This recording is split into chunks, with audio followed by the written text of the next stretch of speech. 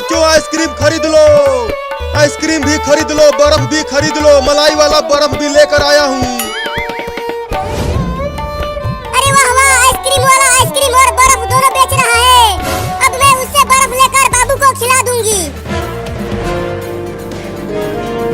बर्फ ले लो, बर्फ मलाई वाला। आ जाओ बच्चों, आ जाओ। अरे वो बर्फ वाला, रुक जाओ, मुझे एक आइसक्रीम दे दो। अरे वो बिल्ली मुझे रोकने के लिए क्यों बोल रही है? आइसक्रीम वाला, मुझे एक आइसक्रीम दे दो। वहाँ पर मेरे बाबू को तेज धूप लग गई है और वो रोड पर गिर गया है। पैसा दो तब आइसक्रीम दूंगा।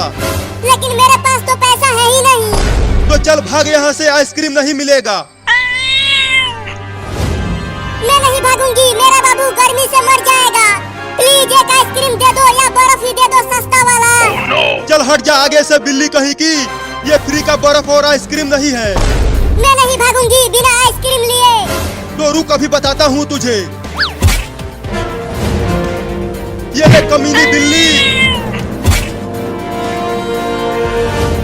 अब चलता हूँ दूसरे गांव में बर्फ बेचने। यहाँ पर मेरा बर्फ और आइसक्रीम नहीं बिक रहा है।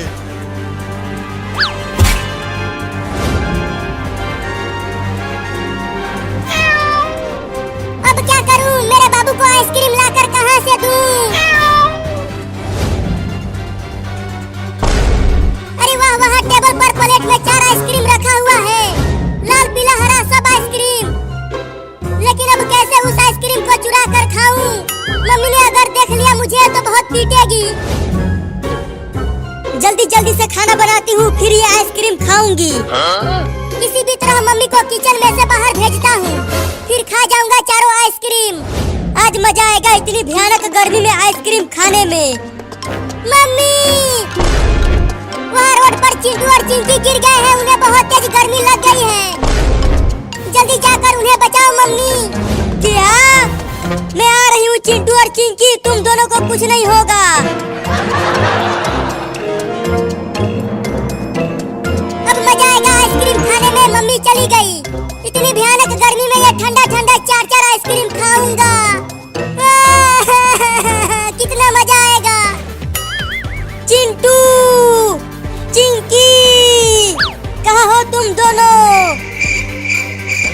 अरे यहाँ चारों ओर देख लिया, कहीं रोड पर चिंटू और चिंकी दिख ही नहीं रहे हैं। अब कहाँ से आइसक्रीम लाऊं? आइसक्रीम वाला तो मुझे लात मारकर चला गया। Oh no! चलती हूँ उस घर में, जरूर वहाँ फ्रिज में ठंडा बर्फ रखा होगा, उसे ही चुरा कर बाबू को खिला दूंगी। अरे वाह, ये लाल वाला बड़ा मीठा और ठंडा आइसक्रीम है। बड़ा मजा आ रहा है खाने में इसे।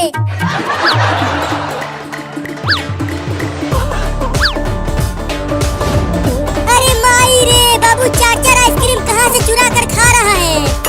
चिंटू को भी बुला कर लाती हूँ। ये देखो, यहाँ पर चिंटू आराम से सो रहा है और वहाँ पर बाबू हमारे हिस्से का भी आइसक्रीम अकेले खा रहा है। चिंटू, चिंटू, चिंटुआ, जल्दी उठ। सोने दो, मुझे बहुत तेज नींद आ रही है, जाओ यहाँ से। वहाँ बाबू हमारे हिस्से का भी आइसक्रीम जल्दी जल्दी खा रहा है। क्या? नहीं नहीं, मेरा आइसक्रीम कोई भी नहीं खा पाएगा। जल्दी चलो चिंकी। मम्मी, आइसक्रीम दे दो। मुझे कहीं भी आइसक्रीम नहीं मिल पाया बाबू। चल तुझे उठाकर उस घर के पास लेकर चलती हूँ। आइसक्रीम। अरे अब ये दोनों चोर कहाँ से आ गए?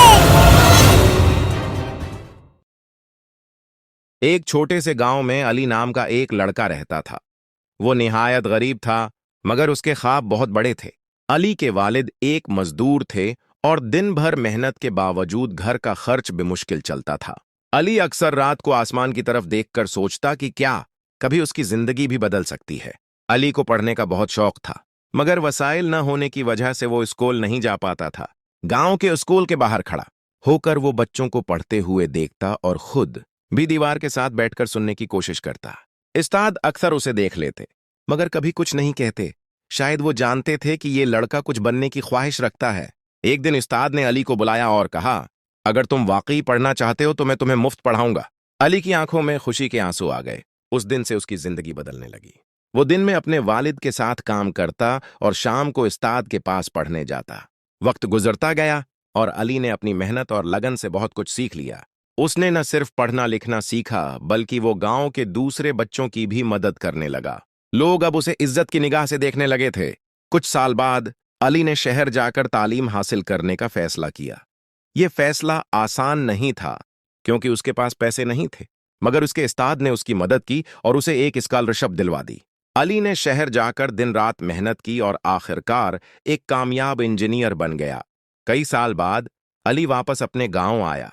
अब वो एक बदला हुआ इंसान था, मगर उसका दिल अब भी वही सादा और मुखल्लिस था। उसने गांव में एक स्कूल बनवाया ताकि कोई और बच्चा उसकी तरह तालीम से महरूम न रहे। गांव के लोग उस पर फख्र करते थे। अली ने साबित कर दिया था कि अगर इंसान के ख्वाब सच्चे हों और वो मेहनत करे तो कोई भी चीज नामुमकिन नहीं। रात को जब अली आसमान की तरफ देखता तो उसे अपने बचपन के वो दिन याद आते जब वो खामोशी से ख्वाब देखा करता था। अब वो ख्वाब हकीकत बन चुके थे।